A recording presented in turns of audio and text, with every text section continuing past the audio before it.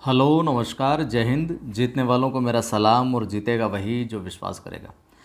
शब्द शक्ति के जितने भी प्रश्न बन सकते हैं इम्पोर्टेंट, कुछ पिछली परीक्षाओं में आए हुए, कुछ जिनकी आने की संभावना है, जो अति महत्वपूर्ण इस प्रकरण से लगे हमें, उनको शामिल किया है।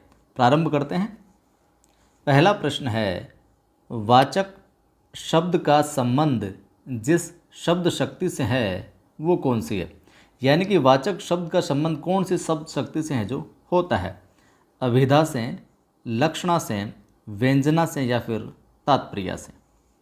तो यहाँ पर अपना उत्तर हो जाएगा क्या, इसके अंदर सही उत्तर होगा। तो वाचक जो शब्द है उसका संबंध जिस शब्द शक्ति से होता है वो शब्द शक्ति कौन सी है, अभिधा। ठीक है। अगला सवाल है, अभिधा मूला शाब्दी व्यंजना का उदाहरण है। अभिधा मूला शाब्दी व्यंजना का उदाहरण है,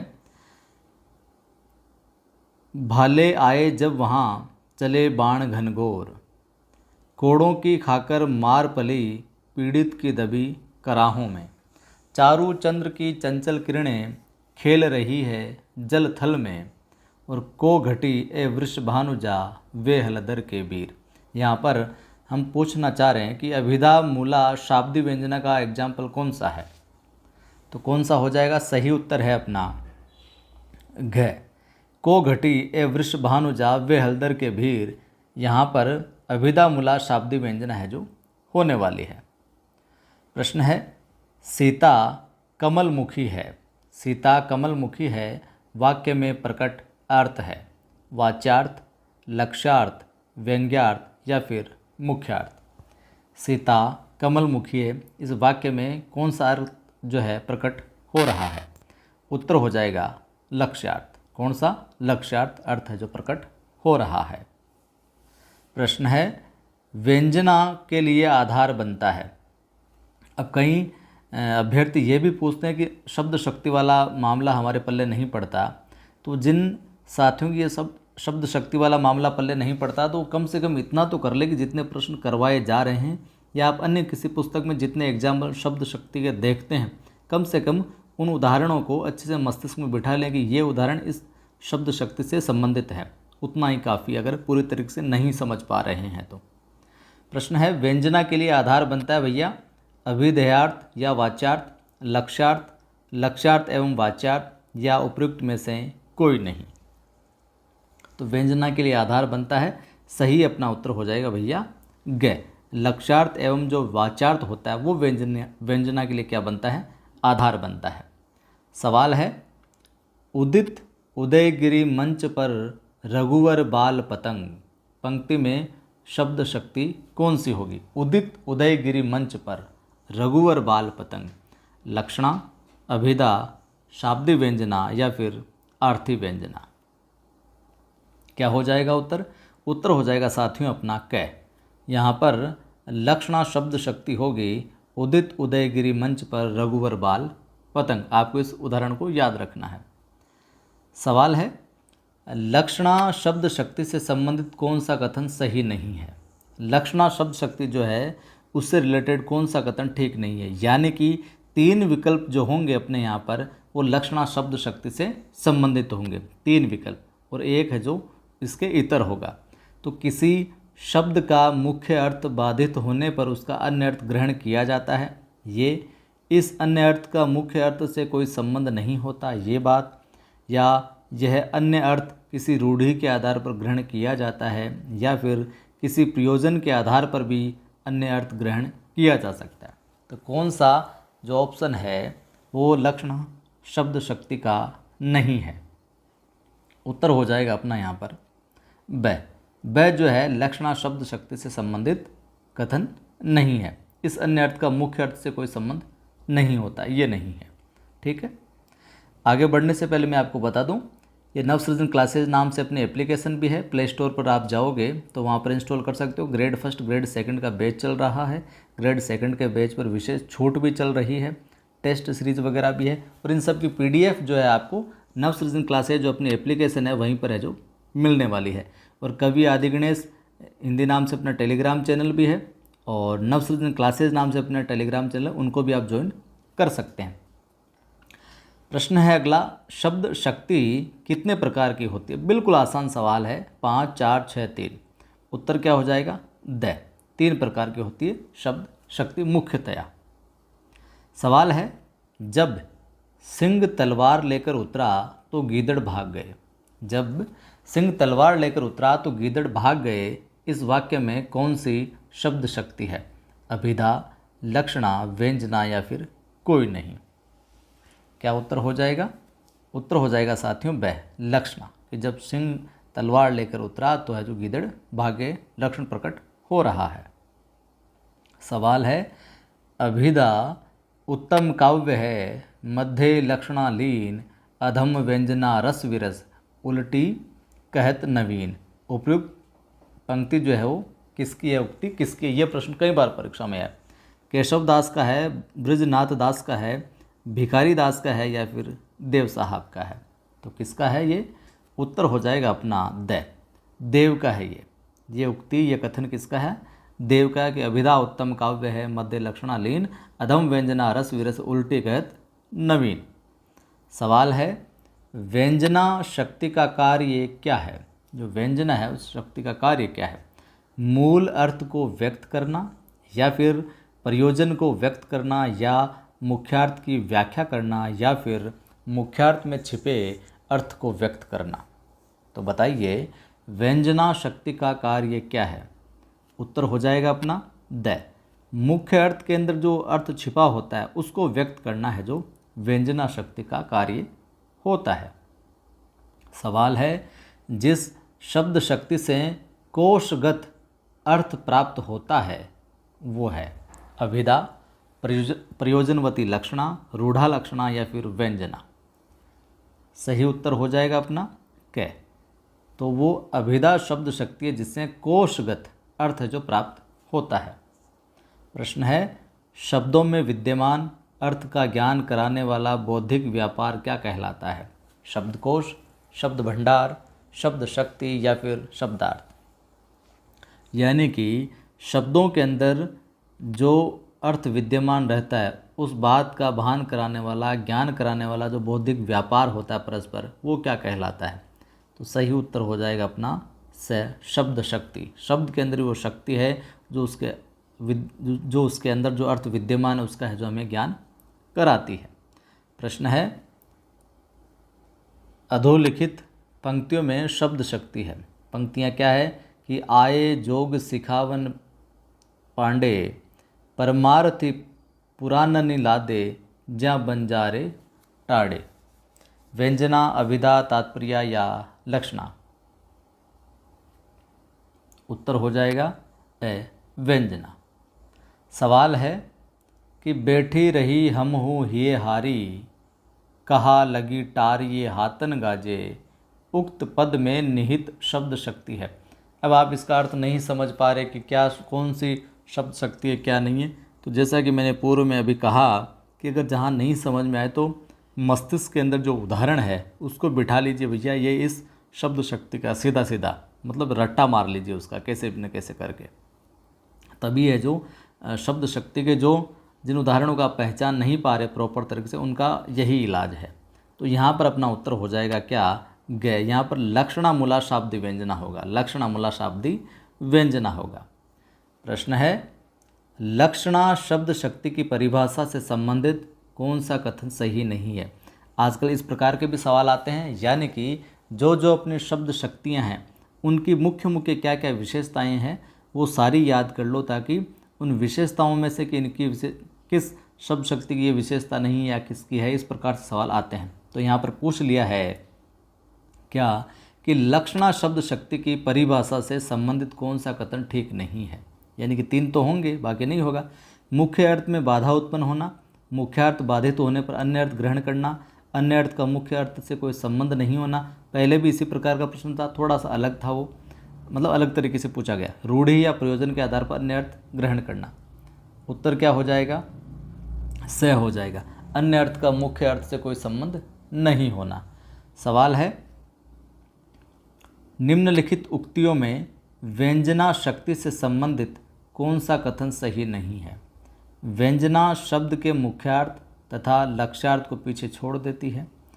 व्यंजना शब्द शक्ति से निष्पन्न अर्थ को व्यंग्यार्थ कहते हैं।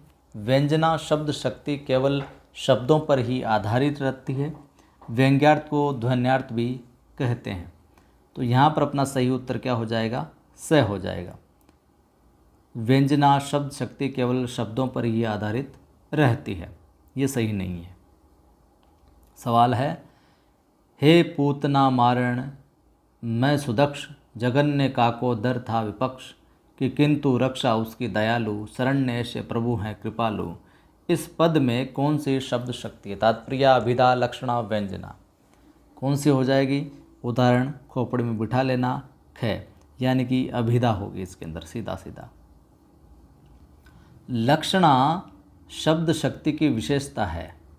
इसका अर्थ लक्ष्यार्थ है, मुख्यार्थ में बाधा होने पर उपस्थित होती है, रूढ़ि अथवा प्रयोजन से लक्षित होती है, उपयुक्त सभी। तो विशेषता क्या हो जाएगी लक्षणा की? घ, यानी कि सारी की सारी जो विशेषताएं जो ऑप्शन है इसी के हैं। लक्षणा में जिसका अर्थ लक्ष्यार्थ है, मुख्यार्थ में जब बाधा होती है तब ये उपस्थित होती है, रूढ़ि अथवा प्रयोजन से लक्षित होती है। पंजाब शेर है, इस वाक्य में निहित शब्द शक्ति है लक्षण लक्षणा, उपादान लक्षणा, रूढ़ा लक्षणा, शाब्दी लक्षणा, शाब्दी व्यंजना। इस प्रश्न का उत्तर है जो आप दीजिएगा, आसान है, कई बार परीक्षा में पूछा गया है। 9 से 12 वाली जो किताब है उसके अंदर भी ये मिल जाएगा। पंजाब शेर है, तो कौन सी शब्द शक्ति होगी यहाँ पर वो आप बताना। और इस वीडियो को लाइक और शेयर भी जरूर करना, पहली बार देखने वाले सब्सक्राइब भी कर लेना। प्रश्न है अगला, स्वर्ग लोक की तुम अप्सरा थी, तुम वैभव में पली हुई थी। उक्त पंक्ति में शब्द शक्ति है, कौन सी हो जाएगी? उपादान लक्षणा, लक्षण लक्षणा, शाब्दी व्यंजना या फिर आर्थी व्यंजना। उत्तर हो जाएगा ख, लक्षणा, लक्षण लक्षणा है जो हो जाएगी। प्रश्न है, बांधा था विधु को किसने इन काली जंजीरों से। प्रसाद की इस पंक्ति का अर्थ किस शब्द शक्ति से ग्रहण होगा?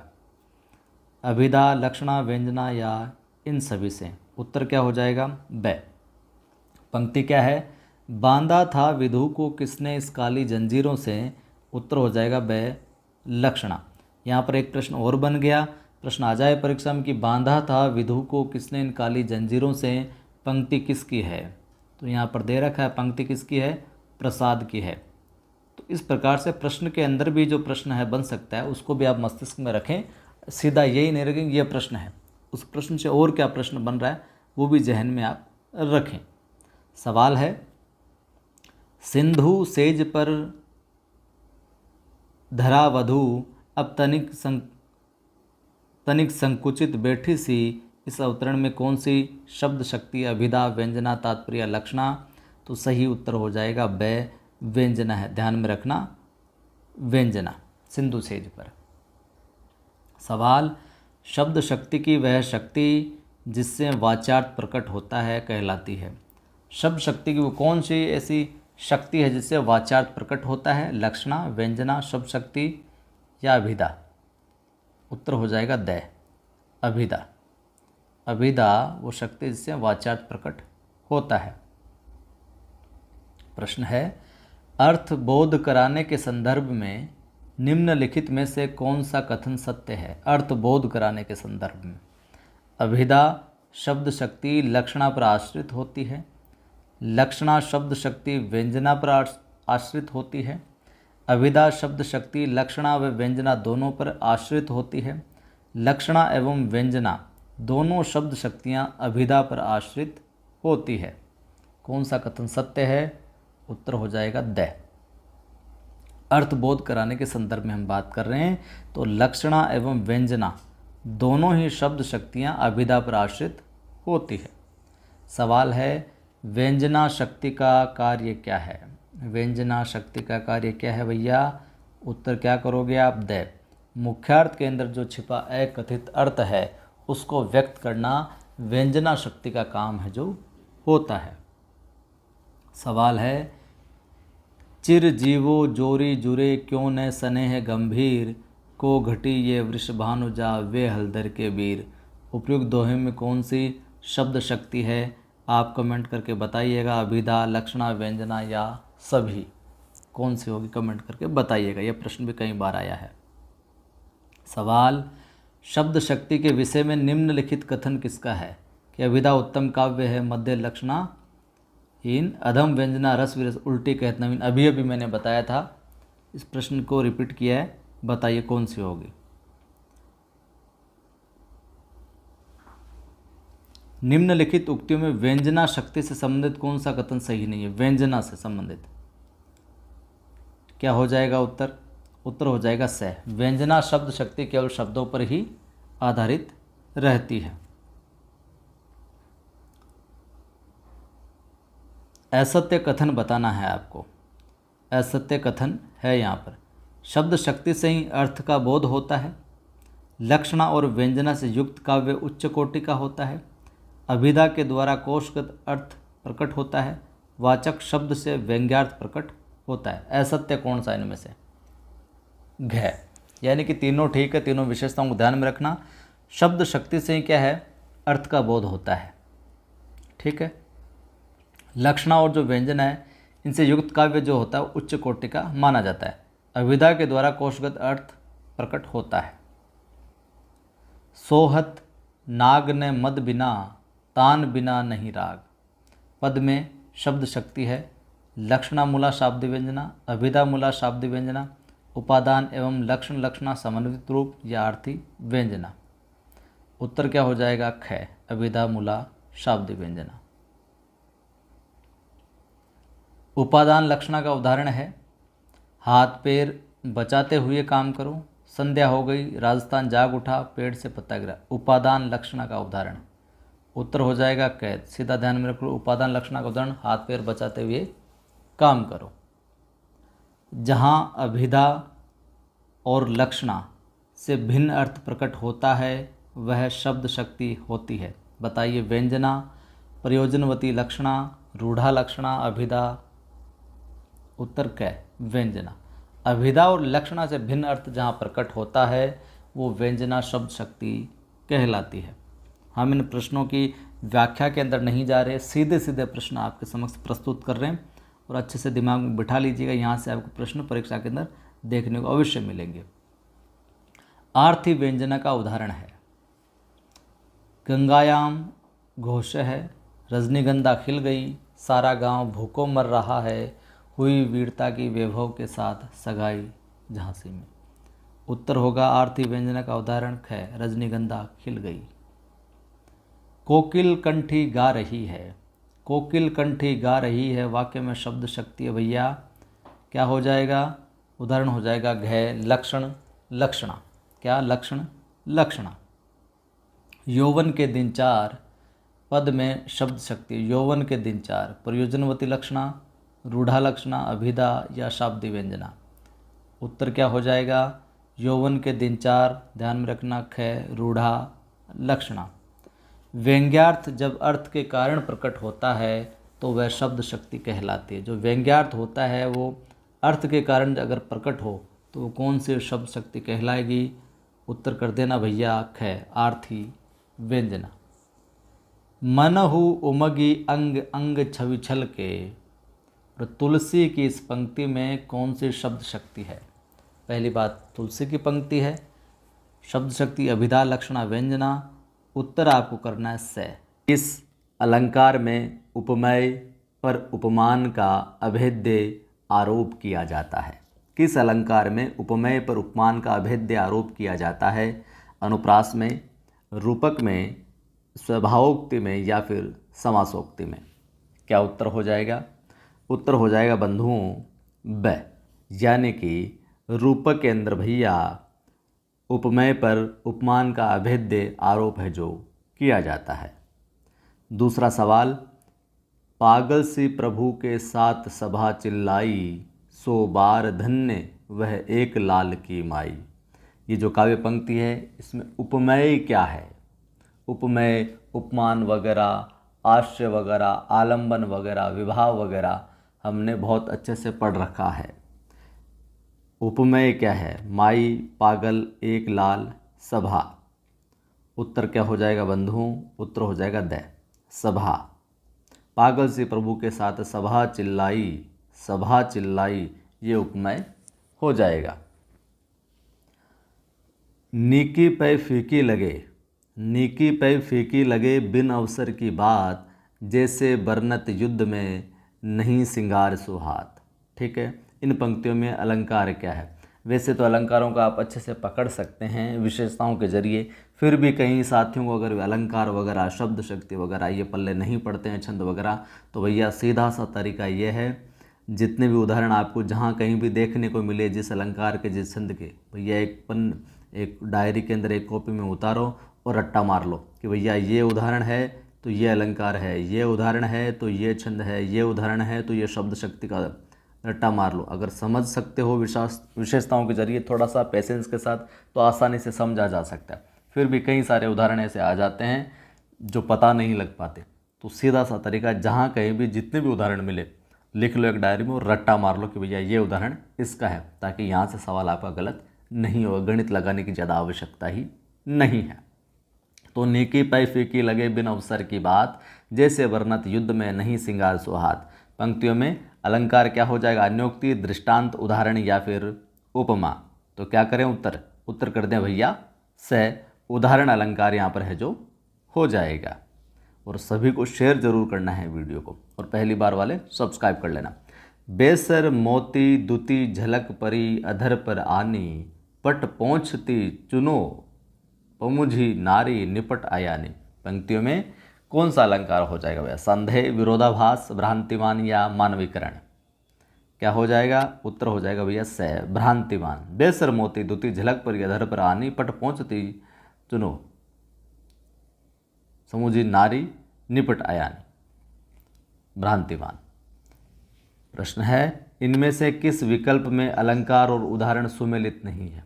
अलंकार और उदाहरण, यानी कि यहाँ पर अलंकार दिया ना, श्लेष, रूपक, असंगति, यमक, यहाँ पर अलंकार और उदाहरण सुमेलित नहीं है। तो क्या उत्तर हो जाएगा?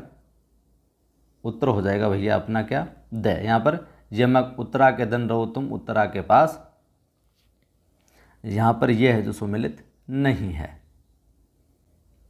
जैसे असंगति में विष पीते हैं मेघ और विरहिणी प्राण निकलते, मतलब विष तो कौन पी रहा है? मेघ पी रहे हैं, और प्राण किसके निकल रहे हैं? विरहिणी के निकल रहे हैं। तो असंगति, इस प्रकार से चलता है ये मामला। जहाँ प्रशंसा के बहाने निंदा की जाए अथवा निंदा के बहाने प्रशंसा की जाए, वहाँ कौन सा अलंकार होता है? प्रतीप, अर्थान्यास, असंगति, व्याज स्तुति। द। ये अपने ग्रेड फर्स्ट और सेकंड के अंदर नहीं है, लेकिन फिर भी कोई और साथी अगर इस वीडियो को देख रहा है तो 2-4 प्रश्न ऐसे भी शामिल किए हैं जो उनके पाठ्यक्रम में लगते हो। ये पुराने आया हुआ प्रश्न है ये। खिला हो जो बिजली का फूल, मेघ वन बीच गुलाबी रंग। उक्त पंक्ति में अलंकार क्या हो जाएगा? अनन्वय, भ्रांतिमान, उत्प्रेक्षा, रूपक। तो उत्तर हो जाएगा उत्प्रेक्षा। अच्छा प्रश्न है, आ सकता है। अतिशयोक्ति अलंकार की विशेषता क्या है? जैसे कि मैंने कल के कक्षा में भी कहा था कि सीधा सीधा न पूछकर जो भी प्रकरण है, जो भी अलंकार है, जो भी छंद है, निम्न में से इसकी विशेषता है या नहीं है, तो उनकी जो जो विशेषताएं बनती है, छंदों के अंदर कितनी मात्राएं, क्या आखिर में क्या आता है, अलंकारों में उसकी क्या क्या विशेषताएं हैं, उपमेय उपमान वाले जो कुछ भी है, वो है जो विशेषताएं जरूर ध्यान में रख लीजिए। आजकल इस प्रकार के प्रश्न भी है जो आने लगे हैं। ठीक है, देखिए, एक वस्तु में दूसरे की संभावना की जाती है अतिशयोक्ति में, या फिर कथन को बढ़ा चढ़ाकर प्रस्तुत किया जाता है, केवल उपमान से उपमेय का भाव प्रकट होता है, या अफल में फल की संभावना की जाती है। तो अतिशयोक्ति अलंकार की विशेषता क्या हो जाएगी भैया? ख, कथन को बढ़ा चढ़ाकर प्रस्तुत है जो किया जाता है। ठीक है, कथन को बढ़ा चढ़ाकर प्रस्तुत है जो किया जाता है। आगे देखिए, विश्व में ये गोदावरी अमृतन को फल देत, उक्त पंक्ति में अलंकार क्या है? बताइए। बहुत बार ये प्रश्न आया है और बहुत आसान है, आपने पढ़ा होगा। इस प्रश्न का उत्तर आप कमेंट करके है जो बताइएगा भैया। ठीक है, विश्व में ये गोदावरी अमृतन के फल देत, आप बताना। प्रश्न है, उत्प्रेक्षा अलंकार का वाचक शब्द है, क्या हो जाएगा? जिमी, सा, मानो, जैसे। कुछ अलंकार ऐसे भी जिनके अंदर वाचक शब्दों के माध्यम से भी हम पता लगा सकते हैं, लगभग पता लगा सकते हैं कि इसके अंदर ये अलंकार होगा, तो वो भी आप ध्यान में रख सकते हैं। जैसे कि उत्प्रेक्षा अलंकार के अंदर मानो आपको कहीं देखने को मिल जाए तो उत्प्रेक्षा अलंकार होता है। उपमेयोपमा, उपमेयोपमा अलंकार का उदाहरण कौन सा? पेपर पात सरिस मन डोला, मोम सा तन घुल चुका अब, तेज तम अंश पर कान्ह जिमी कंस पर, और राम के समान सिंधु सिंधु सम राम है। राम के समान सिंधु सिंधु सम राम है, तो कौन सा हो जाएगा भैया? उपमेयोपमा अलंकार का उदाहरण घ, राम के समान सिंदूर सिंधु सम राम है। प्रश्न है, इनमें से अलंकारों की परिभाषा एवं लक्षण से संबंधित कौन सा कथन ठीक नहीं है? तो देखिए, जहाँ उपमेय में उपमान की संभावना कल्पना की जाए वहाँ उत्प्रेक्षा अलंकार होता है। उपमा में रूप रंग गुण आदि की समानता के आधार पर दो भिन्न वस्तुओं की तुलना की जाती है। सही कथन कौन सा नहीं है वो हमें चुनना है। जब किसी शब्द के एक से अधिक अर्थ निकलते हों वहाँ श्लेष अलंकार होता है। जहाँ उपमान पर उपमेय का अभेद्य आरोप किया जाए वहाँ संदेह अलंकार होता है। तो भैया कौन सा कथन ठीक नहीं है? तो देख लीजिए, द या द वाला विकल्प ठीक नहीं है, बाकी सारे के सारे ठीक है। जो ठीक है उनको ध्यान में रखना है और जो नहीं ठीक है उसको भी ध्यान में रखना है। अलंकार की विशेषता क्या है? देखिए, अब अलंकार प्रकरण हम देख रहे हैं, उसके प्रश्न हम देख रहे हैं और उसी की विशेषता पूछ लिए। तो ये काव्य के स्थायी धर्म है, इन्हें काव्य की आत्मा माना गया है, काव्य के सौंदर्य में अभिवृद्धि करते हैं, ये काव्य के आंतरिक धर्म है। अलग अलग विद्वानों ने ये चीज़ें कही है। अलंकारों के विषय में हमने जब पढ़ा तो इन सब की हमने चर्चा की थी। तो अलंकार की विशेषता क्या है भैया?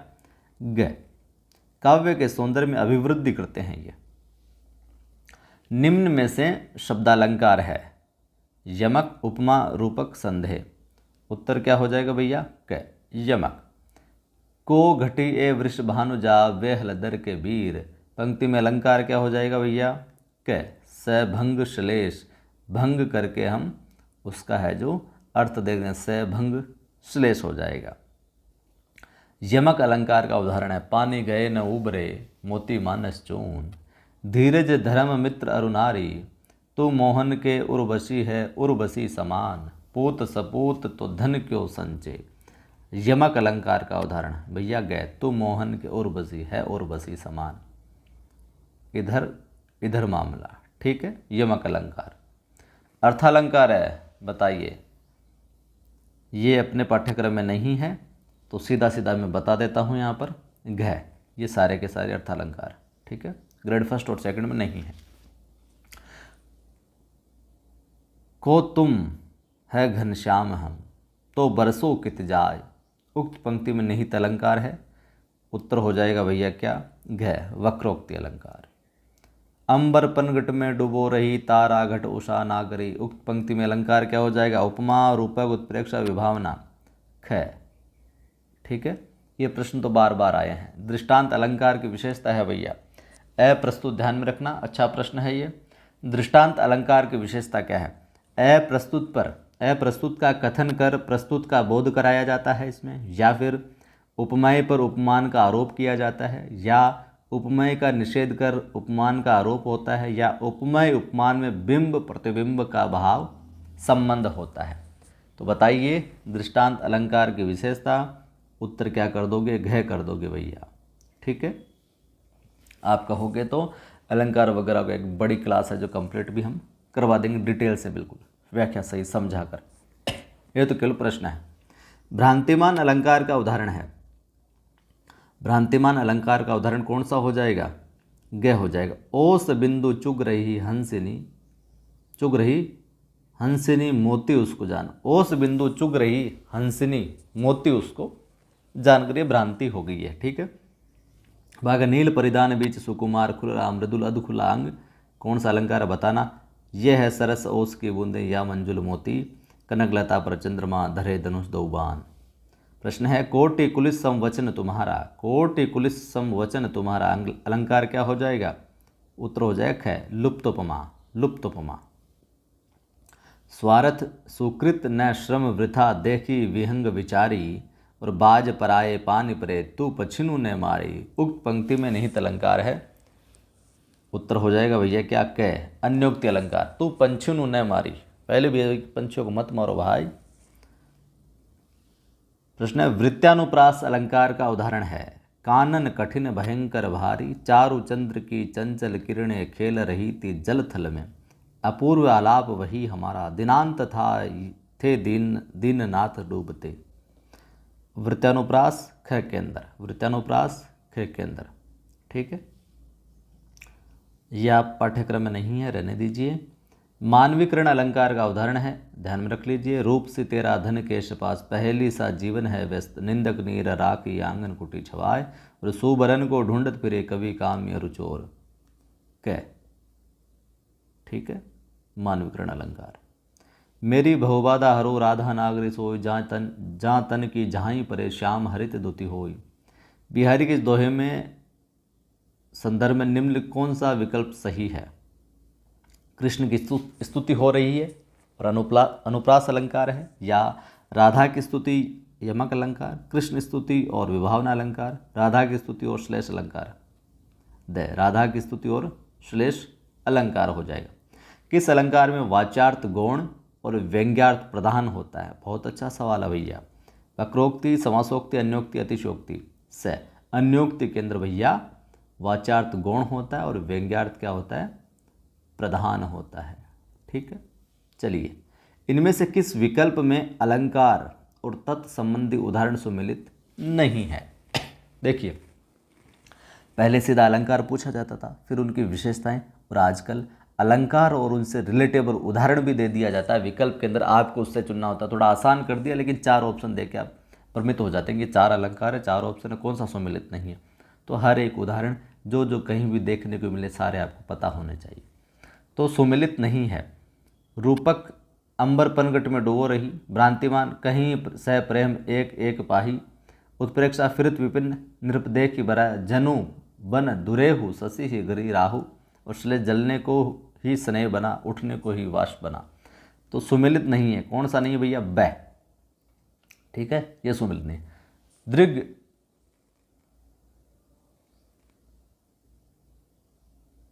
दृग उरात टूटत कुटुंब, जुरत चतुर्चित प्रीति। परत गांठ दुर्जन हिये, दई नहीं ये रीति। अलंकार क्या हो जाएगा? असंगति, विभावना, विनोक्ति। उत्तर हो जाएगा असंगति। यही अपने उसमें है पाठ्यक्रम में। पागल से प्रभु के साथ सभा चिल्लाई। उपमा अलंकार के उक्त उदाहरण में साधारण धर्म कौन सा है? देखिए, जो धर्म है वो भी पूछे जा सकते हैं, तो थोड़ा सा डेप्थ में आपको देख लेना है चीज़ों को। ठीक है, कौन सा हो जाएगा?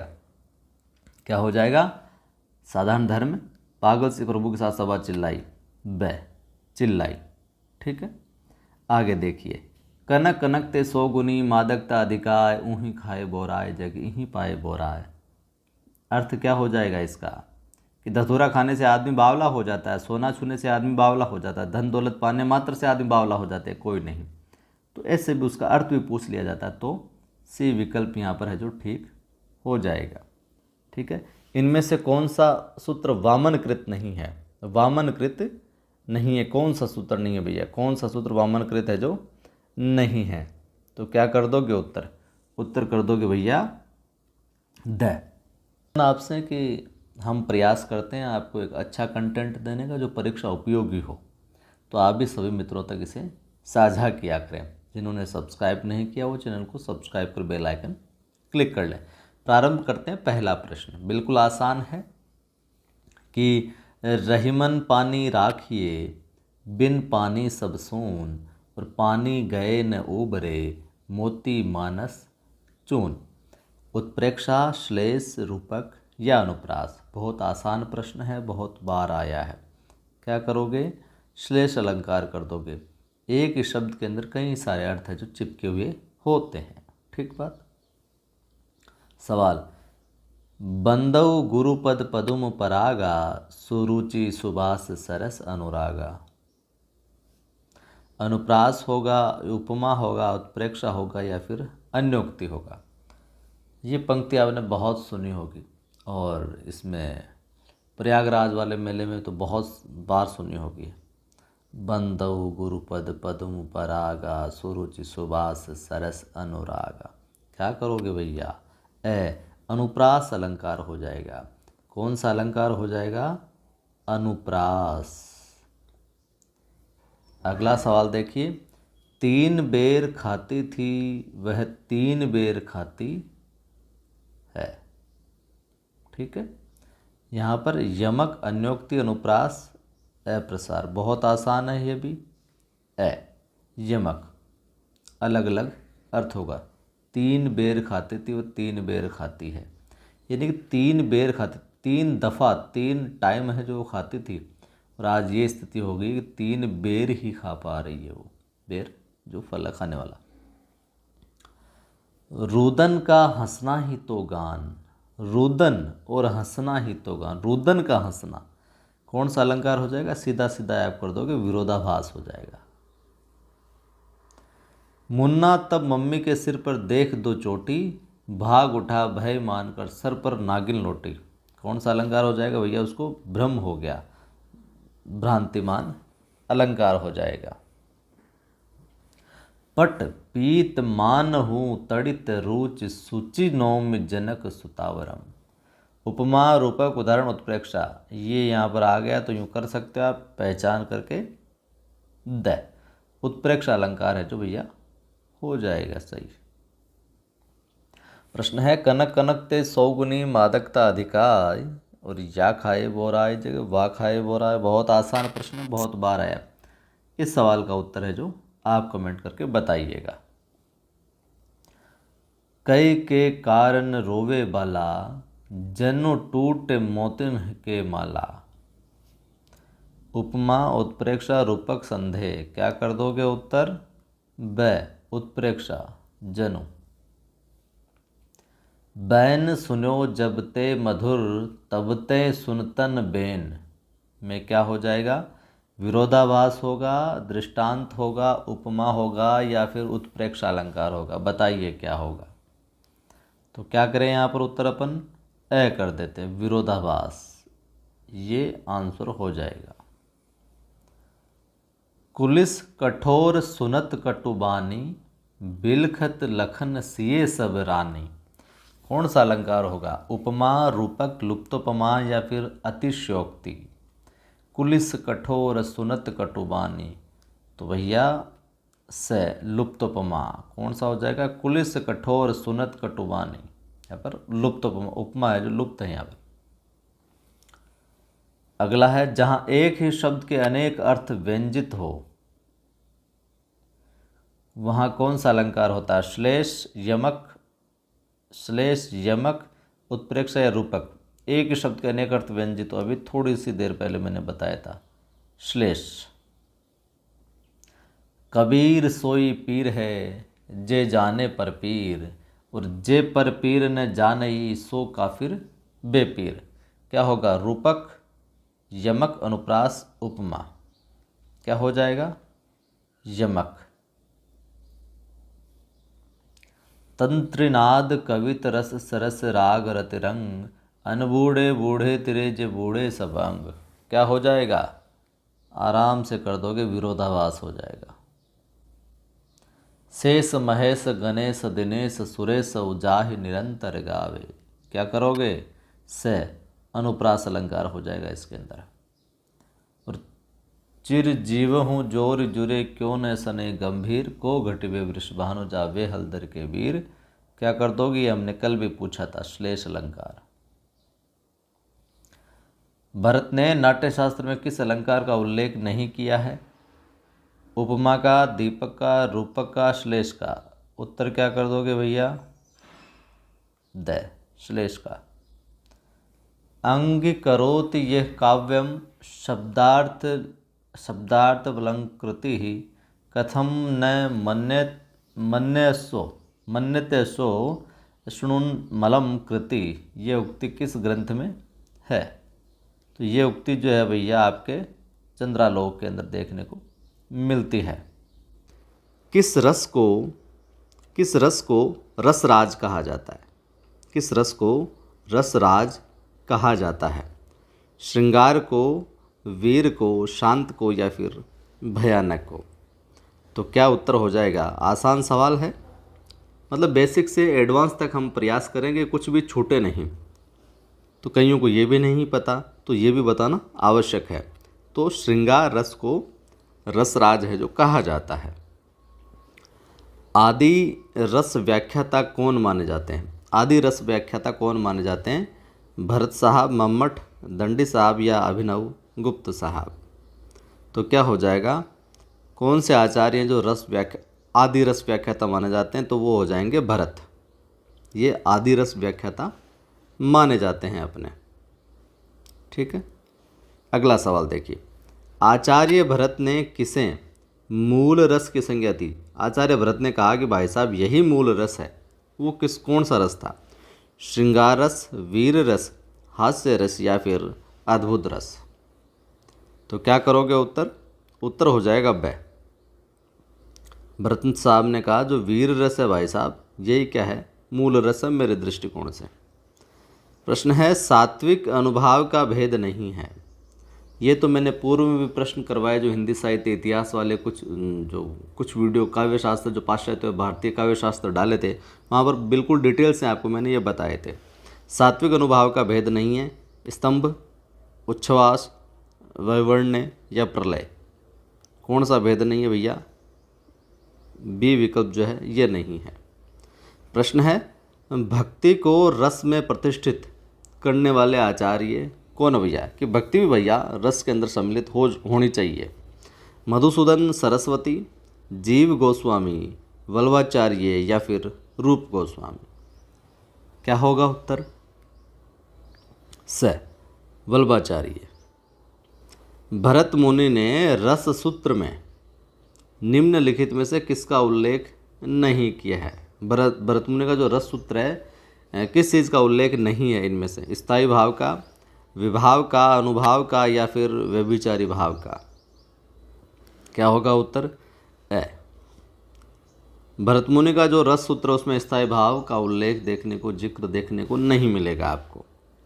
प्रश्न है अभिनव गुप्त द्वारा की गई सहृदय की परिभाषा में इसकी अपेक्षा नहीं की गई। किसकी? विशुद्ध चित्त की, सतत काव्यानुशीलन की, व्यवहार ज्ञान की या फिर सहृदय संवाद की? उत्तर होगा स। प्रश्न है संचारी भावों की संख्या, बिल्कुल बेसिक सा आसान सा सवाल है। 9, 33, 16, 99, तो 33। संचारी भाव कितने? 33। हिमाद्रि तुंग श्रृंग से प्रबुद्ध शुद्ध भारती, स्वयं प्रभात समुज्ज्वला स्वतंत्रता पुकारती। इन पंक्तियों में कौन सा रस है? भयानक, वीर, अद्भुत या विभत्स? तो उत्तर हो जाएगा बंधुओं अपना क्या? वीर रस है भैया। कि हिमाद्रि तुंग श्रृंग से प्रबुद्ध शुद्ध भारती, स्वयं प्रभात समुज्ज्वला स्वतंत्रता पुकारती। वीर रस हो जाएगा इनके अंदर। प्रश्न है वह मुश्क्यानि वह मृदु बत्रानि वह लड़कीली बानी आनि उर्वे अरित है।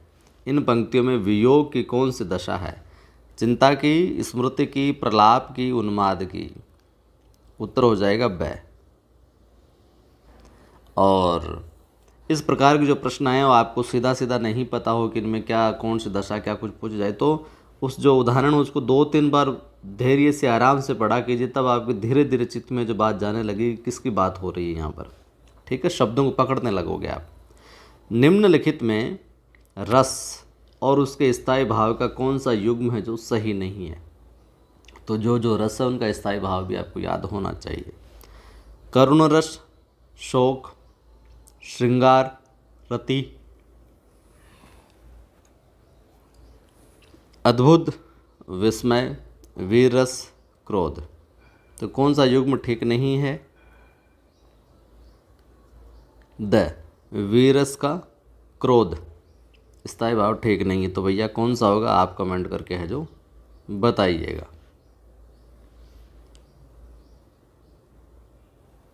निम्नलिखित में से स्थायी भाव के बारे में कौन सा कथन सही नहीं है? तो जैसा कि मैंने कहा, विवाह हो गया, स्थायी भाव हो गया, आलम्बन हो गया, इनकी जो विशेषताएं बनती है वो भी आपको याद रखनी होगी। इस प्रकार के भी सवाल आजकल आ रहे हैं कि प्रतिकूल विभाव के स्थायी भाव के विषय में बात करें। स्थायी भाव कौन सा कथन ठीक नहीं स्थायी भाव के विषय में? प्रतिकूल परिस्थितियों में यह तिरोहित हो जाता है। यह रस का प्रमुख अवयव है।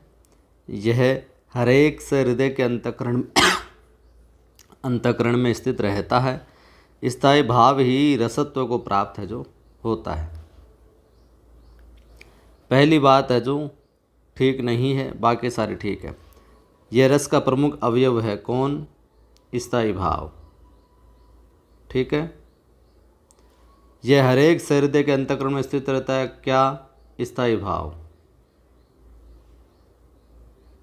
सिंगल भी आए तो ध्यान में रखना। स्थायी भाव ही रसत्व को क्या होता है? प्राप्त होता है। ठीक है। तो प्रश्न आ जाए कौन सा भाव है जो रसत्व को प्राप्त होता है? तो वो स्थायी भाव।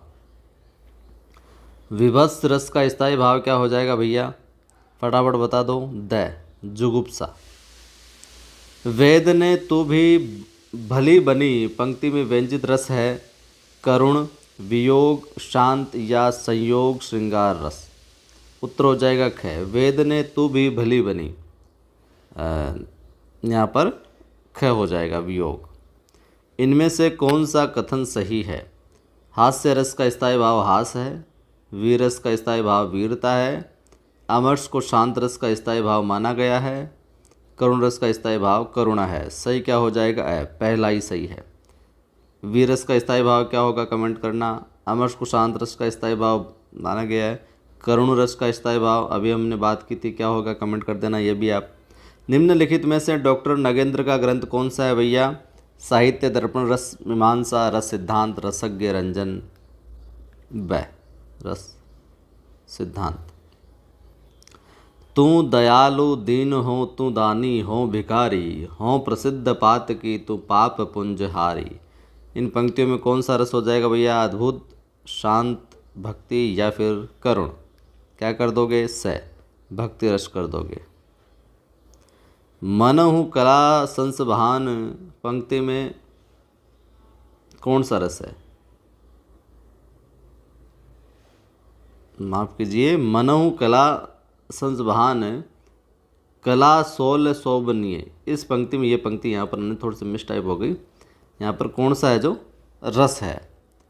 तो उत्तर हो जाएगा आपका श्रृंगार। संचारी भावों की संख्या हमने अभी जिक्र कर लिया था 33। पहले संख्याओं में पूछा गया था, इस बार इस प्रकार शाब्दिक रूप से पूछ लिया गया, तो ध्यान में रखना 33। देखिए वही प्रश्न है, वहाँ पर उन्होंने कर दिया था 8, 32, 33 और 9 संख्या के रूप में लिख दिया था, और यहाँ उसी संख्या को शब्दों के रूप में लिखकर थोड़ा सा अलग तरीके से प्रश्न है जो पूछ लिया है। निम्न में से विभाव है रति हास, नायक या नायिका, आश्रय के हाव भाव, गर्व, ग्लानि, मति आदि भाव। तो क्या हो जाएगा? ख। नायक या नायिका, उन्हीं के मन में।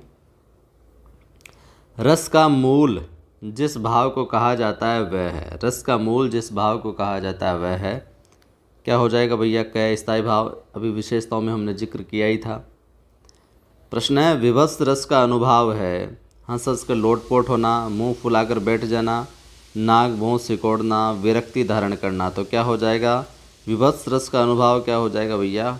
नाक भौं है जो सिकोड़ना। मैया मोही दाऊ बहुत खिजायो पंक्ति में रस कौन सा हो जाएगा? ग। वात्सल्य वाला। असत्य कथन बताना है भैया। असत्य कथन। अमर्ष शांत रस का संचारी भाव है।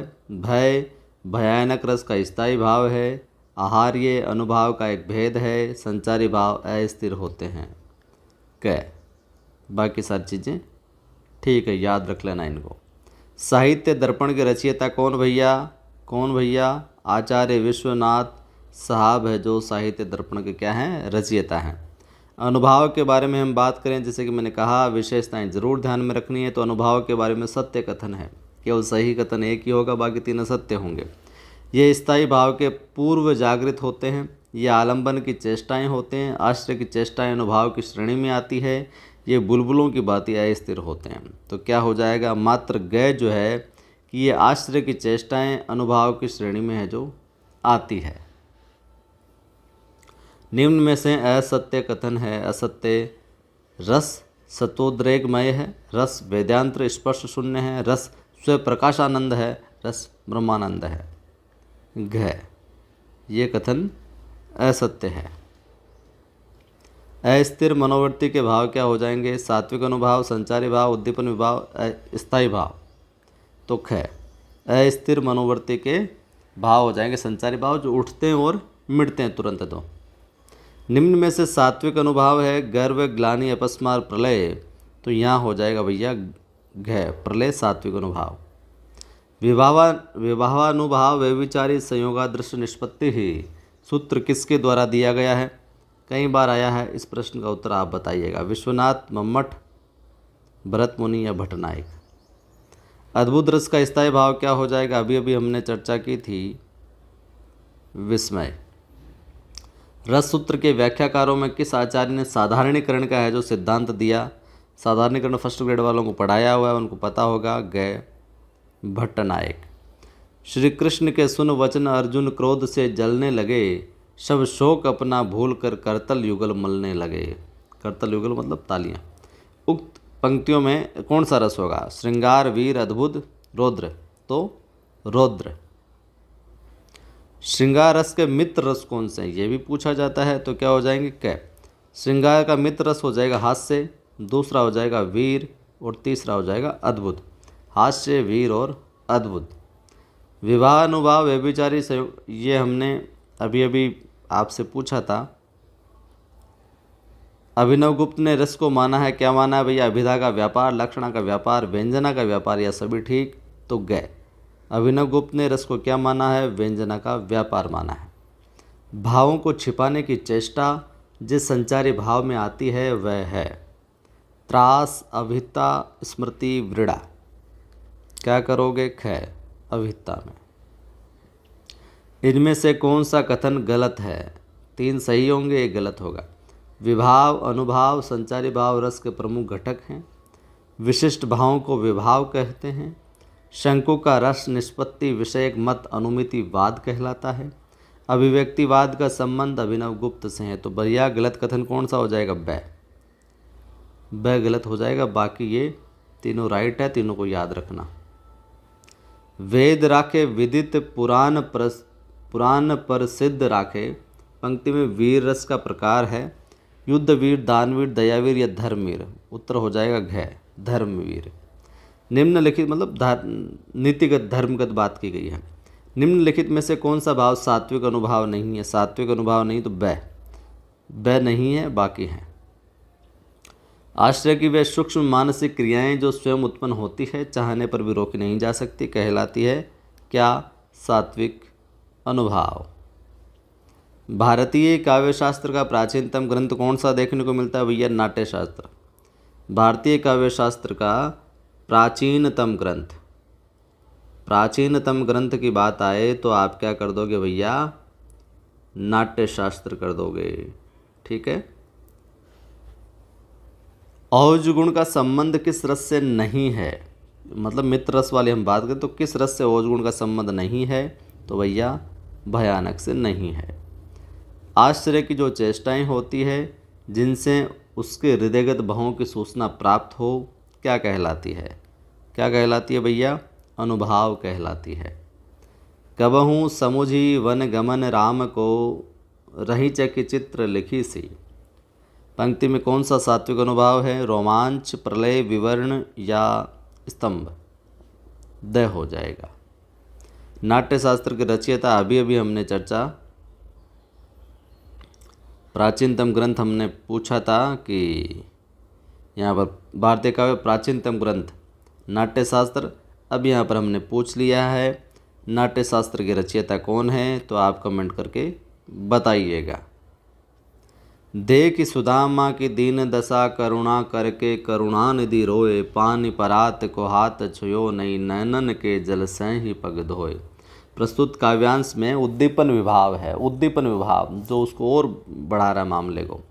करुणानिधि रोए, पानी परात, नैनन के जल सो, दीन दशा। तो भैया द दीन दशा। रस से संबद्ध स्थायी भावों में इनमें से कौन सा विकल्प गलत है? तो कौन सा गलत हो जाएगा? ब, अद्भुत जुगुप्सा, ये गलत हो जाएगा। कौन सा कार्य व्यापार कायिक अनुभाव का द्योतक नहीं है? कौन सा नहीं है भैया? से। बतरस लालच लाल की मुरली धरी लुकाय, सो करे बौन हंसे दिन कहे नट जाए। रस कौन सा हो जाएगा? रस हो जाएगा भैया से, श्रृंगार। श्रृंगार रस का स्थायी भाव है। श्रृंगार रस का स्थायी भाव है। रति, उत्साह, विस्मय, निर्वेद सामान्य सा प्रश्न है, लेकिन जितने भी रस है उनका जो जो स्थायी भाव है वो आपको याद है, जो अवश्य रखना है। क्या हो जाएगा? रति है जो हो जाएगा। थोड़ा सा हम इसकी साइज बढ़ा लेते हैं। रति स्थायी भाव है जो यहाँ पर हो जाएगा। अगला सवाल देखिए, कुरुक्षेत्र कविता में मुख्य रस कौन सा है? कुरुक्षेत्र कविता में मुख्य रस कौन सा है और कुरुक्षेत्र है किसकी, ये आप कमेंट करके बताना है। वीर रस है। कौन सा रस है? वीर रस। कुरुक्षेत्र कविता में वीर रस है और ये कविता है जो किसकी है, इसके रचनाकार कौन है वो आप कमेंट करके है जो बताइएगा भैया। प्रश्न है, रस सिद्धांत निम्नलिखित में से किसकी रचना है? रामविलास शर्मा की, हजारी प्रसाद द्विवेदी, रामचंद्र शुक्ल और नगेंद्र। रस सिद्धांत की हम बात कर रहे हैं और ये प्रश्न अलग तरीके से हमने पिछले वीडियो में भी पूछा था। उत्तर हो जाएगा डॉक्टर नगेंद्र।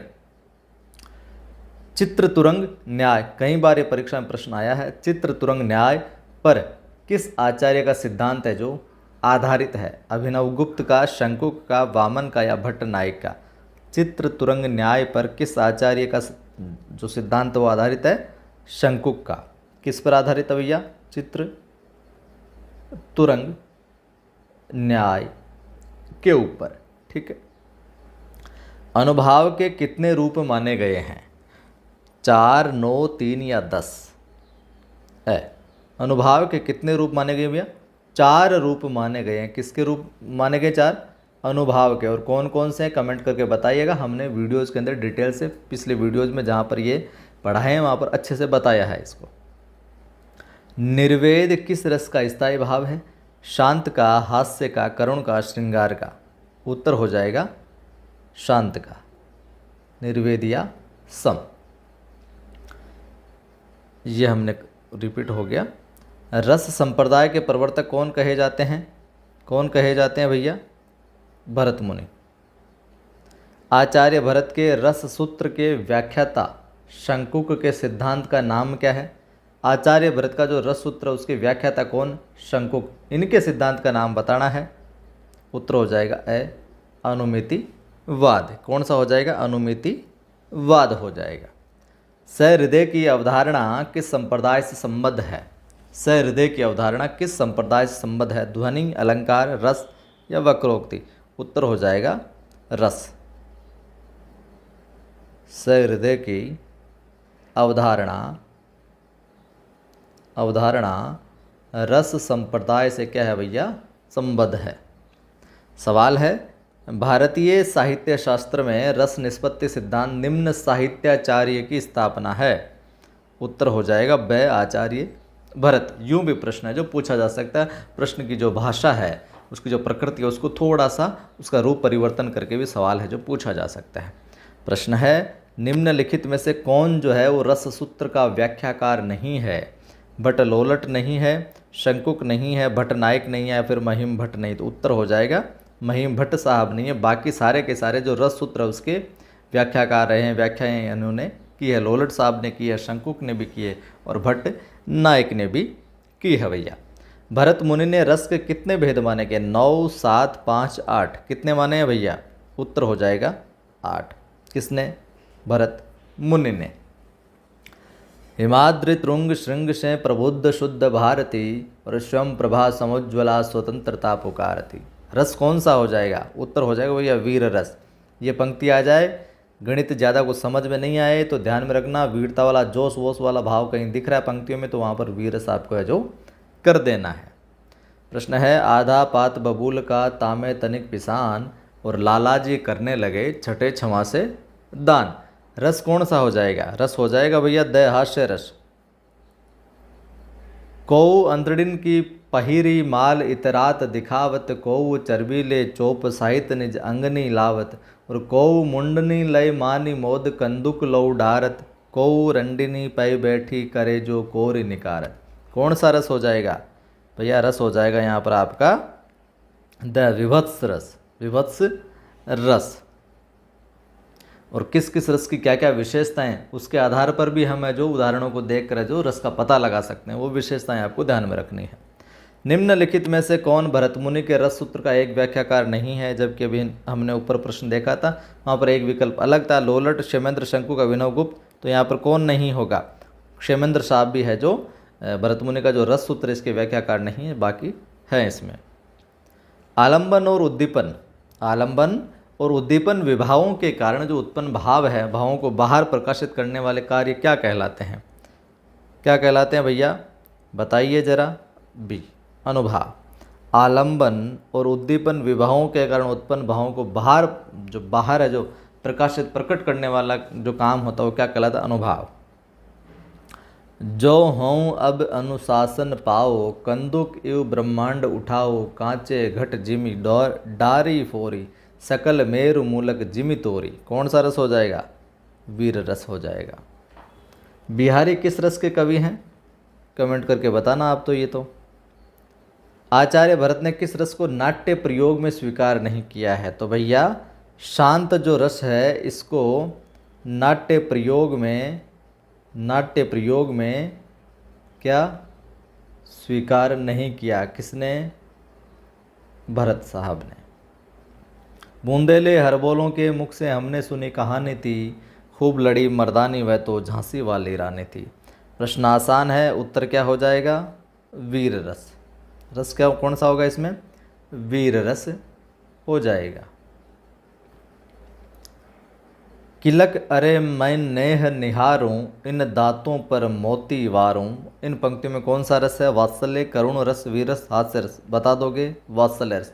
कई बार जो उदाहरण होते हैं उनको आप थोड़ा सा पेशेंस के साथ, धैर्य से है जो आत्मसात करते हुए है जो पढ़ेंगे, समझने का प्रयास करेंगे, तो आपको आसानी से है जो एग्जैक्ट नहीं पता होने पर भी आप है जो उसका उत्तर है जो कर पाएंगे। निसी दिन बरसत नयन हमारे, रस कौन सा हो जाएगा? वियोग श्रृंगार। निसी दिन बरसत नयन हमारे, रोजाना भैया हमारे नयन है जो बरस रहे हैं, नहीं आंसू आ रहे, तो वियोग वाली भावना में श्रृंगार शांत रस। भरत मुनि ने किसे स्थायी भाव नहीं माना है? उत्तर हो जाएगा द निर्वेद को नहीं माना है। रामचरितमानस में प्रधान रस से किस रस को मान्यता मिली है? किसको मिली है भैया? शांत रस को। निर्वेद किस रस का स्थायी भाव है? बता दोगे? शांत का। मात ही पित ही उरन भय नीके, गुरु ऋण रहा सोच बड़ जी के। रस कौन सा हो जाएगा? बैरोद्र। अपस्मार क्या है? एक प्रकार का उपमान जिससे उपमेय की हैता सिद्ध की जाती है। संचारी भाव का एक प्रकार है, आधुनिक रसाचार्यों द्वारा खोजा गया नया भाव है, एक प्रकार का काव्य गुण है। उत्तर हो जाएगा वह संचारी भाव का एक प्रकार है अपस्मार। उज्ज्वल नीलमणि के रचयिता कौन है भैया? उज्ज्वल नीलमणि रूप गोस्वामी। भरत के अनुसार स्थायी भावों की संख्या कितनी? ये प्रश्न हमने भी देखा था, 8 है। आचार्य ने श्रेष्ठ रस किसको माना? देखिए हमने जो राजा है उसको बताया, श्रेष्ठ रस किसको माना है? रौद्र को श्रेष्ठ रस।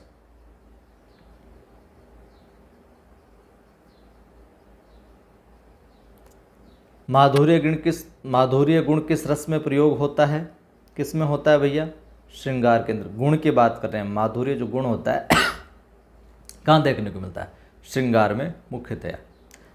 भारतीय वृत्ति का किस रस से संबंध है? हो जाएगा ए। यहाँ पर जो वृत्तियाँ हैं, रीतियाँ, उनसे भी प्रश्न जो पूछे जा सकते हैं, तो भारतीय वृत्ति जो है उसका अद्भुत रस से संबंध है। वीर रस का स्थायी भाव क्या हो जाएगा? पहला प्रश्न बहुत सरल है, इसका उत्तर आप कमेंट करके बताइएगा कि रचना की दृष्टि से दोहे का विपरीत छंद है। रचना के दृष्टिकोण से हम देखें तो दोहा जो है उसका उल्टा छंद या विपरीत छंद कौन सा है? सोरठा, रोला, बरवे या चौपाई। बिल्कुल आसान है, कई बार परीक्षा में आया है। इस प्रश्न का उत्तर आप कमेंट करके बताइएगा। अगला सवाल है, किस ग्रंथ में सर्वप्रथम छंद का उल्लेख हुआ है? वो कौन सा ग्रंथ है जिसके अंदर पहली बार भैया छंद का जिक्र देखने को हमें मिलता है? रामायण, ऋग्वेद, सामवेद, यजुर्वेद। तो कहाँ पर देखने को मिलता है? सही उत्तर हो जाएगा अपना ब, ऋग्वेद के यहाँ पर सबसे पहले छंद का उल्लेख होता है। सवाल है, गणों की सही संख्या, गण कितने होते हैं भैया? 6, 8, 10 या 12? क्या होगा उत्तर? ब, 8। गणों की 8 संख्या। किस छंद में मात्राओं की संख्या समान हो रहती है? वर्णिक छंद में, तुकांत, मुक्त, मात्रिक छंद में? तो प्रश्न से ही आप उत्तर का अंदाज़ा लगा सकते हैं। उत्तर हो जाएगा द। ठीक है, यहाँ पर जो मात्रा है उनकी संख्या क्या देखने को मिलती है? समान। 3 वर्णों के समूह को कहते हैं? बिल्कुल बेसिक सा प्रश्न है लेकिन पूछा जा सकता है, पूछा भी गया है पूर्व में। 3 वर्णों के समूह को कहते हैं क्या? गण कहा जाता है। ठीक है। छंद प्रभाकर किसकी रचना है? जगन्नाथ प्रसाद भानु की, कुलपति, मिश्र, भिखारी दास या मतीराम? छंद प्रभाकर। उत्तर हो जाएगा द। छंद प्रभाकर किसकी है? मतीराम की। छंद प्रभाकर। सवाल है, पद्य का नियामक कौन सा शास्त्र है? सभी साथियों तक इस वीडियो को आप शेयर भी किया करें ताकि उनकी भी मदद हो। पद्य का नियामक कौन सा शास्त्र है? छंद शास्त्र, व्याकरण, दर्शन शास्त्र या फिर अर्थशास्त्र? पद्य का नियामक। उत्तर हो जाएगा ए, छंद शास्त्र। छंदों के अंदर कोई रचना की जाती है, कोई सृजन होता है तो पद्यात्मक रूप से होता है। निम्नलिखित में सममात्रिक छंद कौन सा है? चौपाई, सोरठा, दोहा, कुंडलियाँ? सममात्रिक। उत्तर हो जाएगा ए, सममात्रिक छंद चौपाई। सवाल है, छंद शास्त्र के आदि प्राचार्य कौन कहे जाते हैं? विश्वनाथ, मम्मट, पिंगलाचार्य या फिर मध्वाचार्य? बताइए। तो कौन कहे जाते हैं? पिंगलाचार्य। छंद शास्त्र के आदि प्राचार्य की बात आए तो पिंगलाचार्य उत्तर करोगे आप। सवाल है, चारों चरणों के समान मात्राओं वाले छंद को क्या कहते हैं? विषम मात्रिक, सममात्रिक, अर्धसममात्रिक छंद या इनमें से कोई नहीं? उत्तर हो जाएगा सममात्रिक छंद। किस छंद में वर्णों व मात्राओं का प्रतिबंध नहीं रहता अपितु ताल और लय पर आधारित रहता है? मतलब मात्राओं और वर्णों का प्रतिबंध नहीं है, वहाँ पर ताल और लय को है जो मुख्य माना गया, उस पर आधार। मुक्त छंद, मात्रिक, अतुकांत, वर्णिक? उत्तर हो जाएगा ए, मुक्त छंद। सुनी केवट के बैन प्रेम लपेटे अटपटे, बिहसे करुणा नयन चितई जानकी लखन तन? पंक्तियों में प्रयुक्त छंद है भैया, क्या करोगे? सोरठा, दोहा, चौपाई या फिर हरिगीतिका? कर दोगे सोरठा। छंद पढ़ते समय आने वाले विराम को क्या कहते हैं? जो छोटी छोटी शब्दावली है उनकी परिभाषा भी हमें ध्यान में रखनी, जैसे यति, गति, तुक, गण जो भी हैं। तो छंद पढ़ते समय जो बीच बीच में विराम लेते हैं हम, थोड़ा सा रेस्ट आता है, उसको क्या कहते हैं? उत्तर हो जाएगा यति। उस विराम को क्या कहा जाएगा? यति कहा जाएगा। छंद शास्त्र में क्रम से क्या तात्पर्य है? छंद शास्त्र में क्रम से क्या तात्पर्य है? शब्दों का क्रम निश्चित करना, काव्य पंक्तियों का स्थान निश्चित करना, वर्णों और मात्राओं के लघु गुरु के स्थान निर्धारण को क्रम कहते हैं, या वर्णों व मात्राओं की गणना करना? छंद शास्त्र जो है उस विधा में क्रम से क्या तात्पर्य है? क्रम किसे कहा जाएगा? उत्तर हो जाएगा से। वर्णों और मात्राओं का जो लघु और गुरु का जो स्थान है, जो कॉन्सेप्ट है, वो कहाँ पर फिक्स होगा, कहाँ वो निर्धारित होगा, उस क्रम, उसको है जो क्रम कहते हैं। वर्णिक छंद में किसकी गणना की जाती है? स्वरों की, मात्राओं की, वर्णों की, या इनमें से कोई नहीं? उत्तर हो जाएगा से, वर्णों की। वर्णिक छंद में वर्णों की। छंद पढ़ते समय मात्राओं के लघु या गुरु होने के कारण जो विशेष स्वर लहरी होती है उसे क्या कहते हैं? गण, तुक, यति, गति। उत्तर हो जाएगा स, उसे यति है जो कहा जाता है, क्योंकि विराम के साथ में जो उठाव होता है फिर विराम होता है तो वो यति के अंदर आएगा। जिस छंद के अंत में तुक हो उसे क्या कहते हैं? मुक्त छंद, तुकांत, वर्णिक, मात्रिक। उत्तर हो जाएगा बै, तुकांत छंद। प्रश्न बिल्कुल आसान है लेकिन पूछे गए हैं और आने वाले समय में आगे भी पूछे जा सकते हैं। हिंदी साहित्य में छंद शास्त्र की दृष्टि से पहली कृति कौन सी है? हिंदी लिटरेचर में हम बात करें तो छंद शास्त्र के दृष्टिकोण से देखें तो पहली कृति कौन सी मानी जाती है? छंदमाला, छंदसार, छंदोर्णव पिंगल, छंद विचार। क्या हो जाएगा? छंदमाला।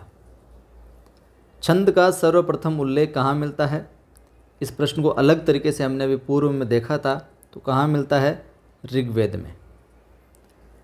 प्रिय पति वह मेरा प्राण प्यारा कहाँ है, चरण किस छंद का है? द्रुत, विलंबित, हरि गीतिका, मालिनी, वसंत, तिलका। उत्तर हो जाएगा, क्या हो जाएगा उत्तर? ग, मालिनी। सोरठा छंद के विषय में इनमें से कौन सा कथन सही नहीं? जिन जिन छंदों की जो जो विशेषताएं हैं, मतलब मात्राएं कितनी होती है उसमें, कहाँ पर यति होती है, कहाँ पर कौन सा चरण आता है, कहाँ पर लघु गुरु आता है, ये सारी विशेषताएं आपको ज़रूर ध्यान में रखने। एक पर्टिकुलर छंद को लेकर भी प्रश्न है जो बनाया जा सकता है। तो सोरठा छंद के विषय में उनमें से कौन सा कथन सही नहीं, यानी 3 सही होंगे। इसमें 11-13 पर यति होती है, विषम चरणों में तुक मिलती है, ये दोहे का उल्टा होता है, ये मात्रिक विषम छंद है। तो कौन सा सही नहीं है? द। निम्नलिखित में से कौन सा कथन गलत है? कौन सा कथन गलत है? हरि गीतिका के प्रत्येक चरण में 28 मात्राएं होती है। द्रुत विलंबित छंद के प्रत्येक चरण में 10 वर्ण होते हैं तथा एक नैगण, एक भयगण, एक नैगण, एक रगण का क्रम होता है। तीसरा विकल्प है चौपाई के प्रत्येक चरण में 16 मात्राएं होती हैं। दोहा के विषम चरणों में 13 तथा सम चरणों में 11 मात्राएं होती हैं। तो कौन सा कथन गलत है यहाँ पर? तो उत्तर हो जाएगा बंधुओं यहाँ पर ब, ये है जो यहाँ पर गलत है। मात्रिक अथवा वर्णिक छंद का भेद नहीं है, सम, विषम, अर्धसम या सम विषम। उत्तर हो जाएगा द। छंद के भेद हैं 3, 2, 4, 5, मुख्य रूप से 2। प्रबल जो तुम में पुरुषार्थ हो, सुलभ कौन तुम्हें न पदार्थ हो, प्रगति के पथ पर विचरो उठो, भुवन में सुख शांति भरो उठो। पंक्तियों में प्रयुक्त छंद है।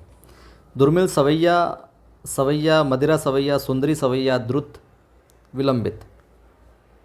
चौथा हो जाएगा द। सोरठा छंद की विशेषता है, ये दोहे का विपरीत छंद है। अभी हमने बात की थी अलग तरीके से। तुक विषम चरणों में मिलती है, विषम चरणों में 11-11 तथा सम चरणों में 13 मात्राएं होती है। उपयुक्त सभी, तो यहाँ पर क्या हो जाएगा? सारे के सारे सही।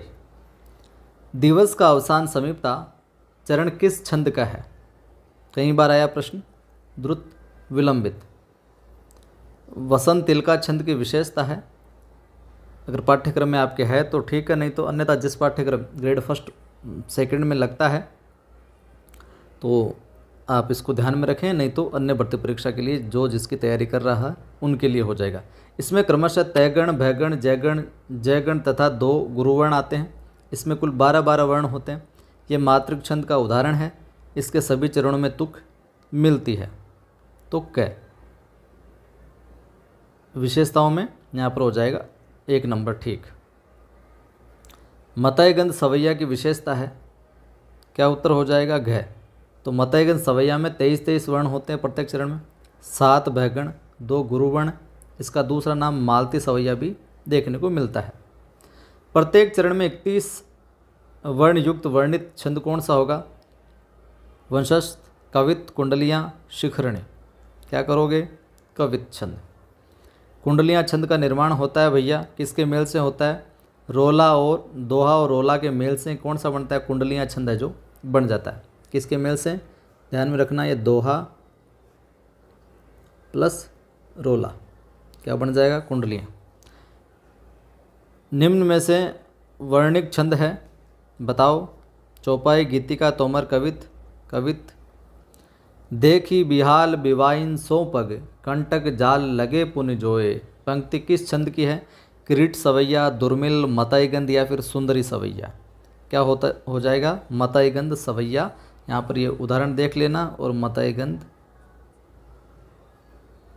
सवैया हो जाएगा।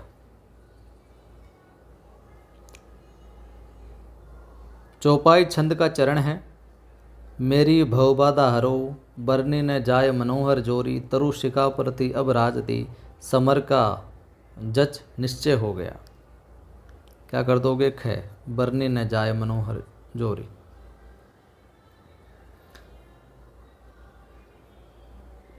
रोला और उलाला के मेल से निर्मित छंद का नाम इस प्रकार से भी आ सकता है, अभी हमने देखा था। क्या हो जाएगा? छप्पई हो जाएगा। रोला और उलाला के मेल से छप्पई हो जाएगा। और कुंडलियाँ किसके मेल से होगा वो आप कमेंट करके बताना। अभी अभी हमने ये प्रश्न देखा था। संसार की समर स्थली में वीरता धारण करो, ये चरण किस छंद का है? उल्लाला, गीतिका, हरि गीतिका या चौपाई? तो क्या हो जाएगा? गए हरि गीतिका। संसार की समर स्थली में वीरता धारण करो, ये चरण किस छंद का है? हरि गीतिका का है। ध्यान में आपको रखना है। ये हमने बात कर ली थी, 3 वर्णों के समूह को क्या कहा जाता है भैया? ख गण कहा जाता है। ये रिपीट हो गया। तय गण का उदाहरण है, यह माता राजबान सह लगा, ये सूत्र है गणों वाला। तय गण का उदाहरण क्या हो जाएगा? आदित्य। क्या हो जाएगा? आदित्य। निम्न में से मात्रिक छंद कौन सा हो जाएगा भैया? ख, दोहा। तुक क्या है? छंद को पढ़ने की लय, छंद को पढ़ते समय ठहराव, वर्णों मात्राओं की निश्चितता, छंद के चरणों की अंतिम ध्वनि की समानता। तो वही है भैया, घ उत्तर है जो यहाँ पर हो जाएगा। भारतीय शब्द में क्या गण होगा? कमेंट करके बताओ। भारतीय में क्या कौन सा गण होगा? रोला छंद का चरण कौन सा है? रोला छंद का चरण है इन चारों में से, हुआ बाल रवि उदय, कनक नभ किरणें फूटती, धर्म के मग में अधर्मी से कभी डरना नहीं, था क्वार मास निश्चित ही अति रम्य राका, है जग नश्वर यहाँ विषम सुख तुच्छ है। उत्तर हो जाएगा क। बरवे छंद की विशेषता क्या होगी भैया? तो विषम चरणों में 12-12 मात्राएं होती है, सम चरणों में 7, अंतिम चरण के अंत में जयगण होता है। ये सारी की सारी विशेषताएं किसकी है? बरवे छंद की है। निम्न में से मात्रिक छंद है, दोहा, चौपाई, रोला या ये सभी। मात्रिक छंद कौन सा है यहाँ पर? तो क्या उत्तर हो जाएगा बंधुओं? ये सभी। ये सभी के सभी क्या है? मात्रिक छंद। यहाँ पर मात्राओं की गणना है जो की जाती है। सवाल है, केवल मात्रिक छंद किस विकल्प में है? केवल मात्रिक छंद किस विकल्प में है? छांटना है। दोहा, द्रुत विलंबित, सवैया, सोरठा, इंद्रवज्रा, मंदाक्रांता, चौपाई, दोहा, रोला। तो कौन सा विकल्प ऐसा है जिसके अंदर केवल मात्रिक छंद है? तो वो विकल्प है स, चौपाई, दोहा, रोला। इस प्रकार से भी सवाल है जो पूछे जाते हैं। मात्रिक छंदों में मात्रा कितने प्रकार की होती है? उत्तर हो जाएगा भैया 2 प्रकार की। अवधि शिला का उर पर था गुरु भार, तिल तिल कट काट रही थी दृग जलधार। इस उद्धरण में प्रयुक्त छंद कौन सा है? तो कौन सा हो जाएगा भैया? से, बरवे छंद है यहाँ पर। अगर कई बार क्या होता है कि कुछ बच्चे, वैसे तो आप इनकी विशेषताओं में जाओगे छंदों की, तो कितनी मात्राएं हैं, कहाँ पर लघु गुरु मात्रा आती है, चरणांत में कौन सी मात्रा लगेगी, ये तमाम बिंदुओं पर जाओगे। कितने मात्राओं, कितने वर्णों के बाद में यति होती है, विराम होता है। तो ये सारी उस छंद की विशेषताएं होती है। अगर ये विशेषताएं आप याद कर लेते हैं तो उस छंद को समझना आसान हो जाता है। लेकिन कई छंद ऐसे हैं या फिर कई साथी भी ऐसे हैं कि कुछ यार ये सम चक्कर हमारे समझ में नहीं आता। तो उनके लिए ये है कि जो जो उदाहरण हैं सीधे दिमाग में रट लो, फिर उनको जितने भी उदाहरण जहाँ से मिले उनको एक पेज पर, एक दो पेज पर नोट डाउन कर लो, उस उदाहरण के सामने उस छंद का नाम लिख लो, तो सीधा रट्टा मार लो। जो विशेषताओं को नहीं समझना चाहते तो कम से कम वो रट्टा मार के भी उस छंद को जो सही कर सकते हैं। लेकिन सबसे बढ़िया तरीका यह, पहले उनकी जो जो विशेषताएं उनके हिसाब से करोगे आप, तो मामला आपका ज़्यादा ठीक रहेगा। कोई सा भी उदाहरण दे देंगे तो विशेषताएं पता होगी तो आप उसकी कैलकुलेशन करके है जो ठीक कर सकते हो। सारा का सारा मामला यहाँ पर गणित का है, छंद के अंदर गणित का सिस्टम है। तो यहाँ पर हो जाएगा भैया बरवे। ठीक है, सवाल है अवधि का निजी छंद है, अवधि का निजी छंद कौन सा कहलाता है? तो छप्पई है जो, इसको कहा जाता है अवधि का निजी छंद। निम्नलिखित में से कौन सा मात्रिक छंद है? इंद्रवज्रा, सवैया, कवित, गीतिका। तो मात्रिक छंद कौन सा हो जाएगा भैया? गीतिका। काव्य पंक्ति में प्रयुक्त स्वर व्यंजन की समानता को क्या कहते हैं? जो कोई भी काव्य पंक्ति है वहाँ पर स्वर और व्यंजन की जो समानता है उसको क्या कहा जाता है? चरण, तुक, गण या यति, उसको कहा जाता है तुक। स्वर व्यंजन की जो समानता होती है, तुक मिल रहा नहीं मिल रहा, तो वो समानता तुक कहलाती है। यति हमने बात कर ली, विराम। समूह वाला गण होता ही है, जो पद का क्रम होता है वो चरण। दोहा के विषम चरण में कितनी मात्राएं होती है? दोहा के विषम चरण में कितनी होती है, सम चरण में कितनी होती है? तो कितनी होती है भैया? 13। विषम चरण यानी 1 और 3 में, तो फिर सम चरणों में कितनी हो जाएगी वो आप कमेंट करके बताइएगा। छप्पई किस प्रकार का छंद है? मिश्र, अर्धसम, सम या इनमें से कोई नहीं? उत्तर हो जाएगा ए। जय हनुमान ज्ञान गुण सागर, जय कपीस तिहु लोक उजागर। दोहा है, चौपाई है, पद्रिया, पादाकुलक है। उत्तर हो जाएगा चौपाई है ये। चरणों की मात्रा, यति, गति आदि के आधार पर कौन से छंद निर्मित होते हैं? उत्तर हो जाएगा ब। सम, विषम तथा अर्धसम जो छंद हैं वो मात्रा, चरणों की मात्रा, यति, गति, इन सब पर आधारित है जो होते हैं, इनसे निर्मित होते हैं, यूँ कह सकते हैं। छप्पई के प्रथम 4 चरण किस छंद के होते हैं? उत्तर हो जाएगा भैया ब। प्रथम 4 चरण रोला के होते हैं, प्रथम 4 चरण रोला के होते हैं। और अगले किसके होते हैं? कमेंट करके बताना आप। निम्नलिखित में से कौन सा मात्रिक छंद है? तो मात्रिक छंद भैया सारे के सारे हैं, चौपाई, रोला, हरि, गीतिका। हम खेले कूदे हर्षयुत, जिसकी प्यारी गोद में है मातृभूमि तुझको न रख, मग्न क्यों न हो मोद में। तो यहाँ पर कौन सा छंद होगा? हरि, गीतिका, उल्लाला, रोला या गीतिका? उत्तर हो जाएगा उल्लाला। कहूँ देखि तय कहूँ नाही, वधु वन बीच बनी यो, बिजुरिन के से टूक सगन बन, माज चलत ज्यों। कौन सा छंद? बरवे, रोला, छपई या रूपमाला? उत्तर होगा भैया रोला। जो जो आपके पाठ्यक्रम में लगते हैं वो आप याद रख लें, अन्य भर्ती परीक्षा में जिनके लगते हैं वो आगे वाले पढ़, जो अलग हैं वो पढ़ लेंगे। प्रश्न है कि जो अखिल कल्याणमय है व्यक्ति तेरे प्राण में, कौरवों के नाश पर है रो रहा केवल वही, किंतु उसके पास ही समुदायगत जो भाव है, पूछ उनसे क्या महाभारत नहीं अनिवार्य था। तो गीतिका, हरिगीतिका, रोला या उल्लाला? क्या करोगे? गीतिका। पर सहसा ये रूप देख होता है विस्मय, आर्य लोग क्या एक समय थे ऐसे निर्भय, क्या हम सब जो आज हैं बने हैं निर्बल कामी, रहते थे स्वाधीन समर में होकर नामी। कौन सा छंद? छप्पई, दोहा, घनाक्षरी, रोला।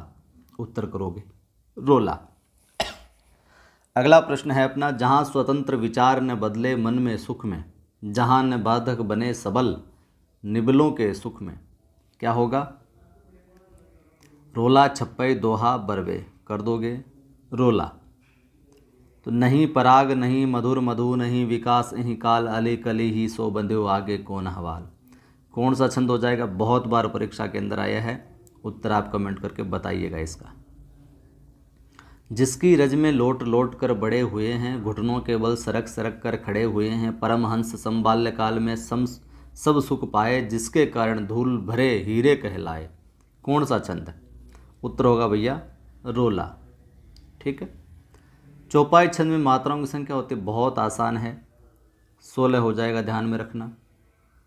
वक्रोक्ति के विरोधी आचार्य कौन से, कि भैया वक्रोक्ति मेरे खोपड़ी में सेट नहीं होता, इसके विरोधी आचार्य कौन, विश्वनाथ।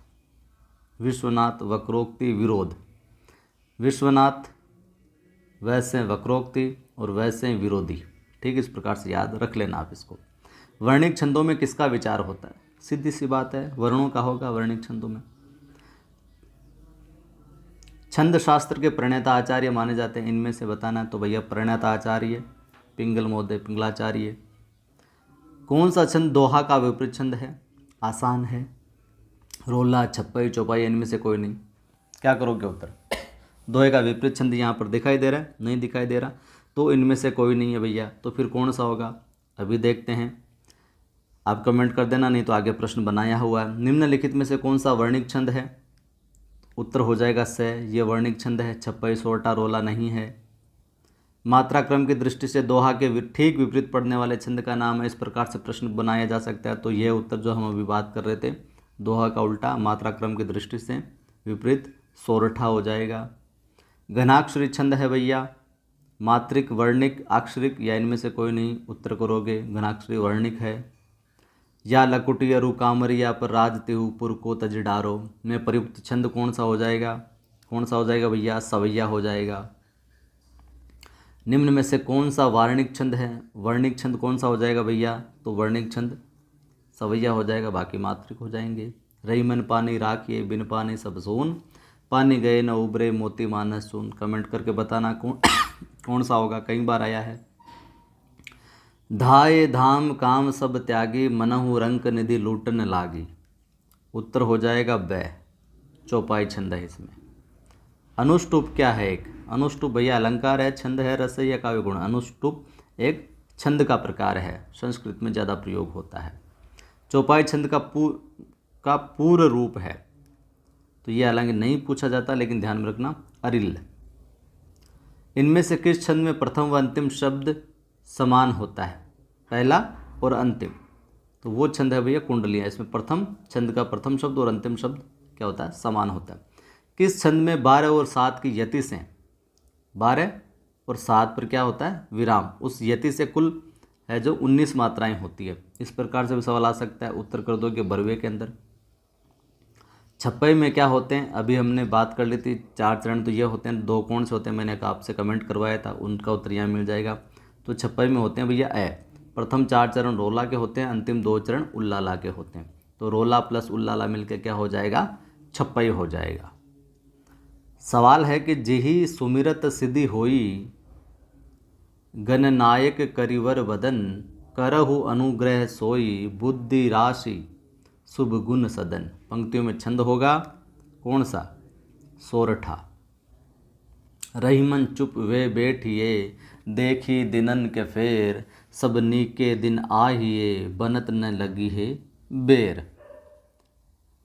पंक्तियों में कौन सा छंद, और भाव भी बड़ा कमाल का है, दोहा।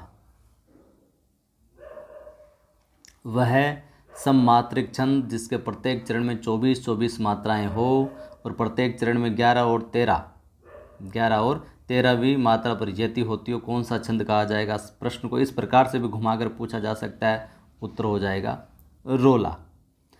तभी मैंने कहा ये सारी जो विशेषताएं 24-24 मात्रा वाली 11-13 पर यति होती है, ये सारी की सारी सममात्रिक, ये उस छंद की क्या होती है, विशेषताएं होती है। तो सारी की सारी गणित है छंदों के अंदर, हर एक छंद की गणित की जो कैलकुलेशन है वो आप ध्यान में रख लोगे तो छंद बहुत आसान हो जाएंगे। निज भाषा उन्नति है सब उन्नति को मूल, बिन निज भाषा ज्ञान के मिटे नहीं है कोसूल। पंक्तियों में कौन सा छंद, उत्तर आप कमेंट करके बताना भैया, कई बार ये प्रश्न आया और रिपीट हो सकता है। मंगल भवना मंगल हारी, द्रव सो दशरथ अजिर विहारी, बहुत बार इन पंक्तियों को सुना होगा। कौन सा छंद का प्रयोग हुआ है इसमें, तो भैया चौपाई है ये। लेकिन अगर आप वरिष्ठ अध्यापक ग्रेड 2 की तैयारी कर रहे हैं और हिंदी के लिए अगर आपको 1 लाइनर बुक की आवश्यकता है तो आप इस बुक को परचेज कर सकते हैं इन नंबरों पर कांटेक्ट करके। केवल 184 पेज के अंदर 1 लाइनर प्रश्नोत्तर के रूप में संपूर्ण पाठ्यक्रम पर आधारित है और रिवीजन के लिए एकदम शानदार बुक है, तो आप इसे ज़रूर परचेज कीजिएगा अगर आप ग्रेड 2 की तैयारी कर रहे हैं। हिंदी के लिए ये बुक है, इस नंबर पर आप कॉन्टैक्ट कर सकते हैं 8619738734 पे।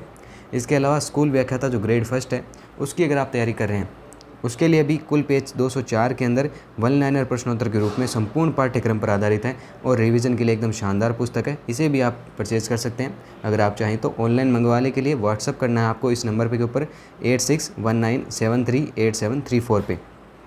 आपके नज़दीकी बुक डिपो पे भी अवेलेबल हो सकती है, आप उसे एक बार पूछताछ कर लीजिएगा। अगर वहाँ पे अवेलेबल होती है तो आप वहाँ से परचेज़ कर लीजिए, नहीं तो आप ऑनलाइन मंगवा सकते हैं। व्हाट्सएप पे आपको सिर्फ मैसेज डालना है, बुक का नाम लिख दीजिएगा, आपको सारी की सारी जानकारी दे दी जाएगी, कैसे क्या पेमेंट करना है और किस प्रकार से आपके घर तक ये बुक पहुँचाई जाएगी।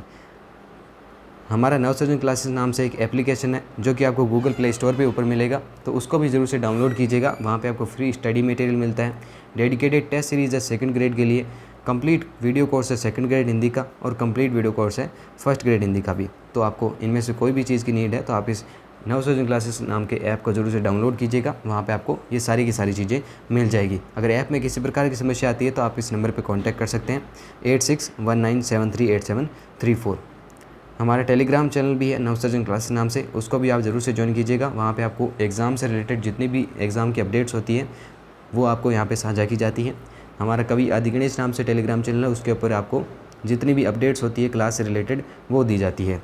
किसी प्रकार की समस्या है तो आप इस नंबर पर कॉन्टैक्ट कर सकते हैं 8619738734।